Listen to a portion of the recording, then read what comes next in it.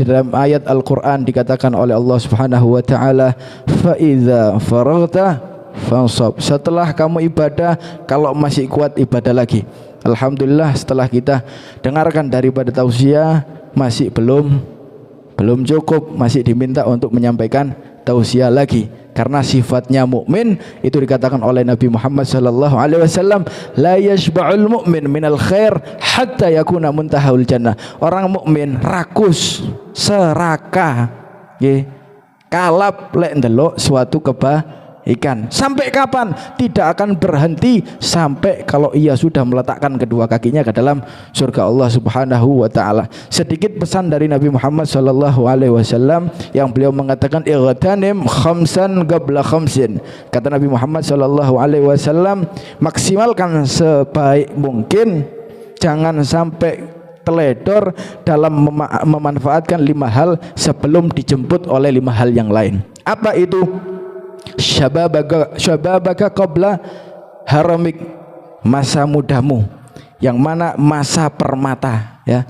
Dikatakan masa permata itu adalah masa muda, karena itu adalah masa kekuatan seorang hamba dan semangat seorang hamba sebelum bosan. Masa-masa muda, jangan sampai sudah datang masa tua nanti sudah keinginannya melemah. Ketika Anda masih muda, cari dunia serta akhirat.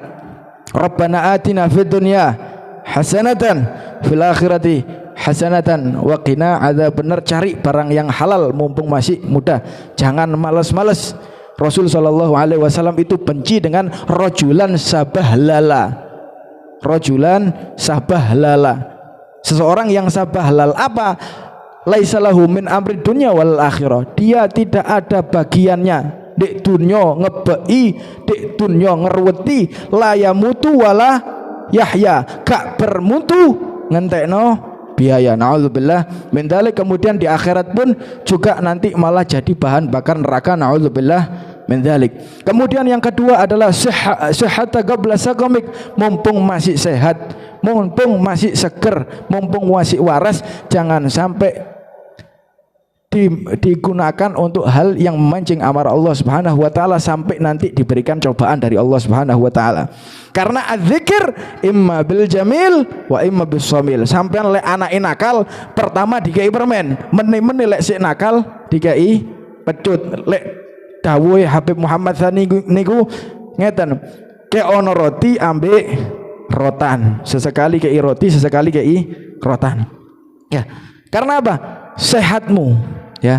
Karena Allah Subhanahu wa taala kalau melihat kamu dikasih sehat malah jarak, malah saenake dhewe, tambah gak karuan.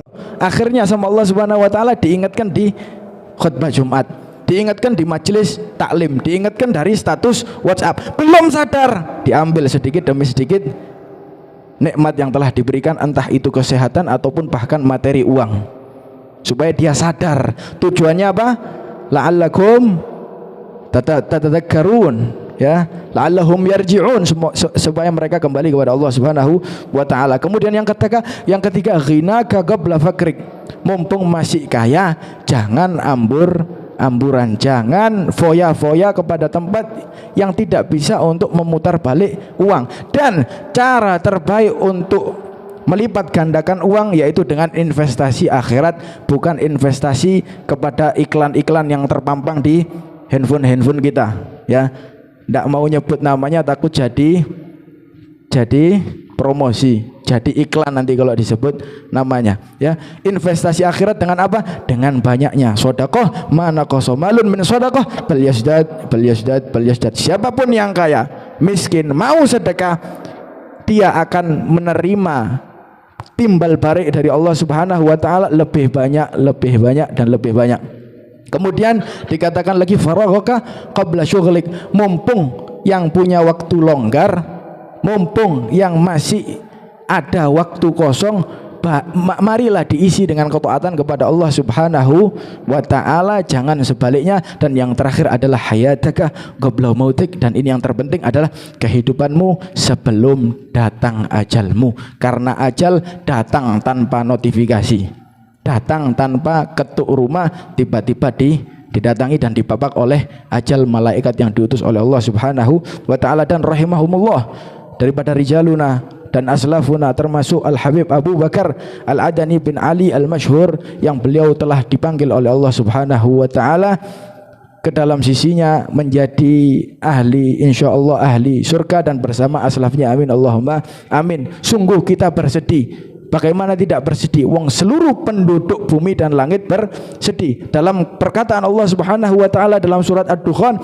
fama bakat alaihimus sama wal ardu wa makanu munzarin, ketika Allah Subhanahu wa taala menjelaskan tentang mereka orang-orang yang isinya, yang kerjaannya, yang pikirannya selalu syahwat dan dosa, ketika mereka dipanggil oleh Allah Subhanahu wa taala, langit bumi silent, ayem, tidak ada yang bersedih dengan ditinggal oleh mereka. Maka mafhumul mukhalafah sebaliknya, kalau orang yang soleh ditarik oleh Allah Subhanahu wa taala, penduduk langit dan bumi itu akan bersedih atas peninggalannya. Kenapa? Di bumi menjadi saksi, menjadi kebaikan, dan di langit tidak berhenti, juga dihiasi oleh kebaikan. Jadi di bumi berbuat taat dan amalnya selalu naik ke sama daripada langit-langitnya Allah Subhanahu wa taala. Kemudian mautu alim, kematian seorang yang alim itu musibatun la tujbar, satu musibah yang tidak tergantikan, musibah yang sangat berat. Kemudian zulmatun la tusad, bocor agama dalam keadaan bocor yang harus cepat-cepat ditambal dan sulit untuk menambalnya.